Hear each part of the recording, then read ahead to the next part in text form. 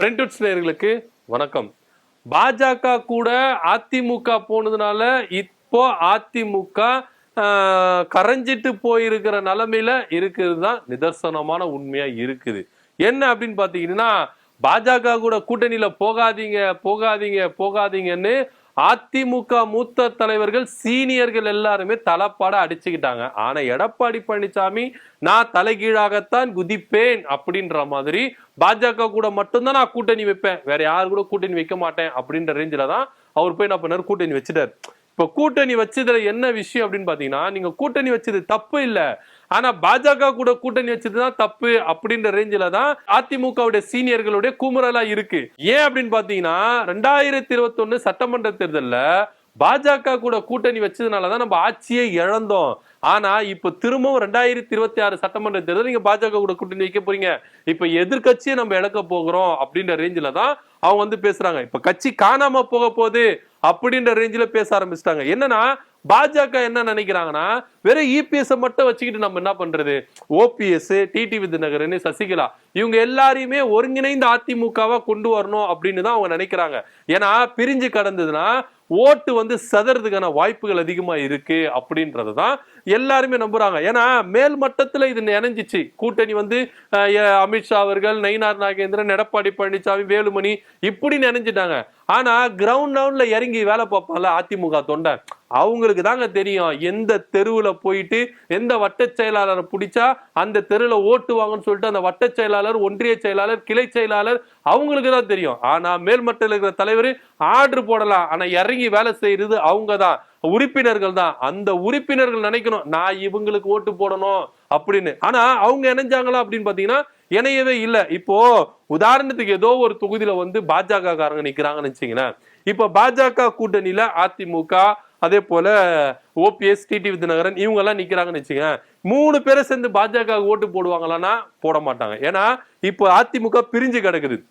சசிகலாவோட ஆதரவாளர்கள் இருப்பாங்க, ஓபிஎஸ் ஆதரவாளர்கள் இருப்பாங்க, டிடி விதிநகரன் ஆதரவாளர் இருப்பாங்க, இபிஎஸ் ஆதரவாளர்கள் இருப்பாங்க. இப்போ இவங்க வந்து எல்லாருமே வந்து பாஜக காரங்க ஓட்டு போடுவாங்கன்னா அது ஒரு பெரிய கேள்வி. இது பாஜக கூட ஒரு சிலர் என்ன பண்ணா, பாஜக கூட்டணியில இருக்கிற ஓட்டு போட்டுரும் சொல்லிட்டு ஓட்டு போட்டுருவாங்க.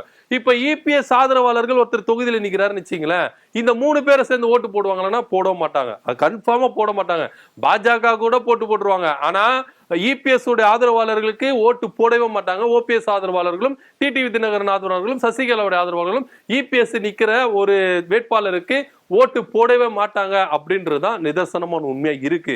ஆனா பாஜகவும் அதிமுகவும் மேல்மட்டில இணைஞ்சிட்டாங்க, கீழ்மட்டில இணையில அப்படின்றதுதான் இன்றளவுக்கும் உள்ள அரசியல் நிலவரமா இருக்குது. இதன் மத்தியில பாஜக என்ன நினைக்கிறாங்கன்னா, இவங்க எல்லாரையுமே ஒண்ணு சேர்த்து நம்ம கூட்டணி வச்சாதான் நம்மளுக்கு பலம், இல்ல கட்டி பலம் இல்ல அப்படின்றதுல அவங்க நம்புறாங்க. ஆனா இங்க எடப்பாடி பழனிசாமி என்ன சொல்றாருன்னா, அவங்கள வந்து நான் கட்சியில எல்லாம் சேர்த்துக்கவே மாட்டேன், அவங்களெல்லாம் நான் கட்சியில சேர்த்துக்கவே மாட்டேன், எனக்கு அவங்களுக்கு ஆகாது, நீங்க கட்சியில நான் வந்து கூட்டணிக்கே வேணான்றேன், ஆனா நீங்க கட்சியில சேர்த்துக்கலான்றீங்க, நான் கட்சியிலே சேர்த்துக்க மாட்டேன், கூட்டணியில சேர்த்துக்க மாட்டேன், அவங்க வந்து கூட்டணிக்கு தேவையில்லைங்க, நான் மட்டும் போதங்க அப்படின்ற ரேஞ்சில தான் எடப்பாடி பழனிசாமி ஐயா பாஜக கிட்ட கோரிக்கை மேல கோரிக்கை, நிபந்தனை மேல நிபந்தனை வைக்கிறார். ஆனா பாஜக செவி சாய்க்கிற மாரி இல்ல, அவங்க கூட்டணியில இருப்பாங்க, அவங்க கட்சி ஒன்றிணையணும், இதுதான் எங்களுடைய விருப்பம். 2026 சட்டமன்ற தேர்தலுக்குள்ள அதிமுக எப்படி ஒன்றிணைச்சு காட்டுறேன் அப்படின்றத மட்டும் நீங்க பாருங்க அப்படின்னு சொல்லிட்டு அமித்ஷா அவர்களும் பாஜக சவாலுக்கு மேல சவால் விடுறாங்க. ஆனா இங்க என்ன மீறி நீங்க வந்து ஒன்றிணைக்க முடியாது அப்படின்ற ரேஞ்சில தான் இபிஎஸ் அவர்கள் கங்கணம் கட்டி நிற்கிறாரு. இப்ப பாஜக புதுவிதமா எடப்பாடி பழனிசாமிக்கு குறி வச்சு என்ன பண்றாங்க, தாக்குறாங்க. எடப்பாடி பழனிசாமியை ஒரு வழிக்கு கொண்டு வந்துடணும் அப்படின்ற ரேஞ்சில இறங்கிட்டாங்க. என்ன அப்படின்னு பாத்தீங்கன்னா, நடைபெற போகிற 2026 சட்டமன்ற தேர்தலில் பாஜகவுக்கு மட்டும் அதிமுக கிட்ட இருந்து உருவுற சீட் எவ்வளவு அப்படின்னு பாத்தீங்கன்னா 50 சீட் என்ன பண்றாங்க, பாஜகவுக்கு மட்டுமே அதிமுக கிட்ட இருந்து உருவுறாங்க. இது போக பாமக, தேமுதிக, அதே போல ஓபிஎஸ், டிடி விதிநகரன், சசிகலா இவங்களுக்கு எல்லாருக்குமே சேர்த்து 40 சீட்டு. இதுல தமாக இருக்குது, அப்புறம் ஏசி சண்முகம் இருக்கிறாரு, அப்புறம் பாரிவேந்தர் இருக்கிறாரு, இவங்களுக்கு எல்லாமே சேர்த்து அப்படி இப்படின்னு பாத்தீங்கன்னா கூட ஒரு 40-45 சீட்டு என்ன பண்ணலாம், கொடுத்துடலாம். மீதி இருக்கிற 140 சீட்ல எடப்பாடி பழனிசாமி தலைமையிலான அதிமுக நிக்கணும். இதுல இவங்க எவ்வளவு மெஜாரிட்டியில வாங்குறாங்க அப்படின்ற ஒரு விஷயம் இருக்குல்ல. ஏன்னா அமித்ஷா அவர்கள் மதுரையில் நடந்த பொதுக்கூட்டத்துல என்ன சொன்னார் அப்படின்னு பாத்தீங்கன்னா, எடப்பாடி பழனிசாமி தலைமையிலான தேசிய ஜனநாயக கூட்டணி ஆட்சி இங்க அமையும் அப்படின்ற மாதிரி அவர் சொல்லிட்டு போயிட்டாரு. எப்படி டெல்லியில ஆட்சியை பிடிச்சோமோ அது மாதிரி இங்க தமிழ்நாட்டுல நாங்க ஆட்சியை பிடிப்போம், தேசிய ஜனநாயக கூட்டணி கட்சி ஆட்சி இங்க நடக்கும் அப்படின்றத தெல்ல தெளிவா சொல்லிட்டாரு. கூட்டணி ஆட்சி அப்படின்ற ஒரு விஷயம் இருக்குல்ல, இது ஏப்ரல் மாசமே எடப்பாடி பழனிசாமியை சந்திச்சு இங்க கூட்டணி டீலிங் போட்டாங்கல்ல, தேசிய ஜனநாயக கூட்டணியில் அதிமுக தான் இருக்குது அப்படின்னு சொல்லி அனௌன்ஸ்மெண்ட் பண்றது வந்தார்ல, அப்பவே அவர் என்ன பண்ணார், பிரஸ் மீட்ல தமிழ்நாட்டுல தேசிய ஜனநாயக கூட்டணி ஆட்சி அமையும் அப்படின்னு சொல்லிட்டு போனாரு. அவர் சொல்லிட்டு போனதுன்னும் இங்க வந்து என்ன பண்ணாங்க, எடப்பாடி பழனிசாமியை பிளு என்ன பண்ணாங்க, பிடிச்சாங்க. ஏங்க கூட்டணி ஆட்சி தான் அமையுதா, அப்ப உங்க தலைமையிலான ஆட்சி இருக்காதா, அதிமுக சிங்கிள் ஆட்சி செய்யாதா, கூட்டணி ஆட்சி தான் அமையுமா அப்படின்ற ரேஞ்சில் என்ன பண்ணாங்க, பேசப்பட்டது. இது அதிமுக கிட்டே கேட்கப்பட்டது. அதிமுக என்ன சொல்லிச்சுன்னா, கன்ஃபார்மா என்ன பண்ண முடியாது, கூட்டணி ஆட்சி கிடையாது, நாங்க தான் ஆட்சி செய்வோம் அப்படின்ற மாதிரி சொன்னாங்க. பாஜக கிட்ட கேட்கும் பொழுது பாஜக மாநில தலைவர் நயினார் நாகேந்திரன் என்ன சொன்னார்னா, இது தேசிய தலைமை எடுக்க வேண்டிய முடிவு, நான் சொல்றதுக்கு ஒண்ணும் இல்லை அப்படின்னு சொல்லிட்டு அவர் கை கழுவிட்டு போயிட்டாரு.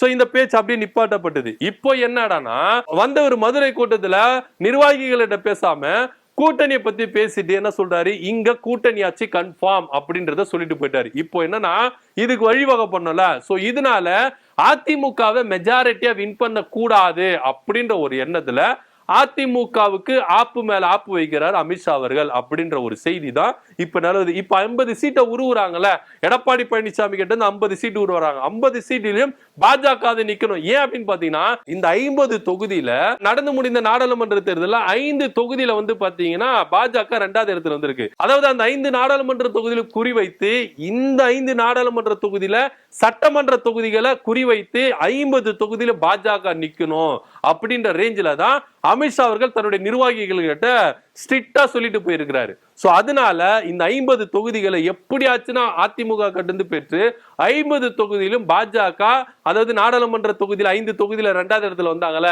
அந்த 5 தொகுதிக்கு உட்பட்ட சட்டமன்ற தொகுதியில எல்லா பாஜக காரங்களும் நிக்க வச்சு அங்க வந்து ஜெயிக்க வைக்கணும். அது போக நான் முன்னாடியே சொன்ன மாதிரி பாமக, தேமுதிக, ஓபிஎஸ், டிடிவி தினகரன், சசிகலா, இன்னும் சில கட்சிகள், இதர கட்சிகள் எல்லாருக்குமே பிரிச்சு கிட்டத்தட்ட வந்து பாத்தீங்கன்னா அவங்களுக்கும் சில தொகுதிகளை ஒதுக்கிட்டு அதிமுக கிட்டத்தட்ட 140 தொகுதியில் நிக்கிறதுக்கான வாய்ப்புகள் அதிகமா இருக்கு. சோ இதை இப்படி நகர்த்தணும் அப்படின்றதுக்காக தான் பாஜக இப்பவே குறி வச்சிட்டதா தகவல் வந்துட்டு இருக்கு. ஒருவேளை 140 சீட்டுல அதிமுக நின்று 118 மெஜாரிட்டி எடுப்பாங்களா அப்படின்றதுதான் ஒரு பெரிய கேள்விக்குறியா இருக்கு. சோ இது அதிமுக எப்படி கையாள போகுது, எடப்பாடி பழனிசாமி இந்த நகர்வுகளுக்கு எப்படி முற்றுப்புள்ளி வைக்க போகிறார் அப்படின்ற ஒரு புள்ளியில தான் வந்து வைக்கப்படுது. சோ எடப்பாடி பழனிசாமியை குறிவைத்து தாக்குறாரு அமித்ஷா அவர்கள். அவரை எடப்பாடி பழனிசாமி அமித்ஷா அவர்கள் அப்படியே உருவி எடுத்துருவாரு போல இருக்கு. அந்த ரேஞ்சில தான் இப்ப வந்து பாஜக அதிமுகவை நெருங்கி இருக்கு.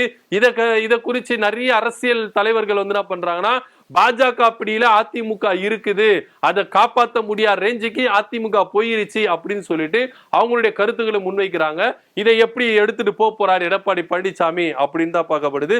சோ அதிமுகவை எப்படியாவது அழிக்கணும் அப்படின்ற ஒரு நோக்கில தான் எடப்பாடி பழனிசாமி அமித்ஷா அவர்கள் என்ன பண்றாரு, நெருங்கிட்டாரு அப்படின்னு சொல்லப்படுது. அதிமுக கிட்ட இருந்து 50 தொகுதியில குறிவைத்து அமித்ஷா அவர்கள் திட்டம் போட்டிருக்குதா தகவல் வந்திருக்கு. இதை பத்தி உங்களோட கருத்து என்ன அப்படின்றத கீழே கமெண்ட் பண்ணுங்க. நன்றி, வணக்கம்.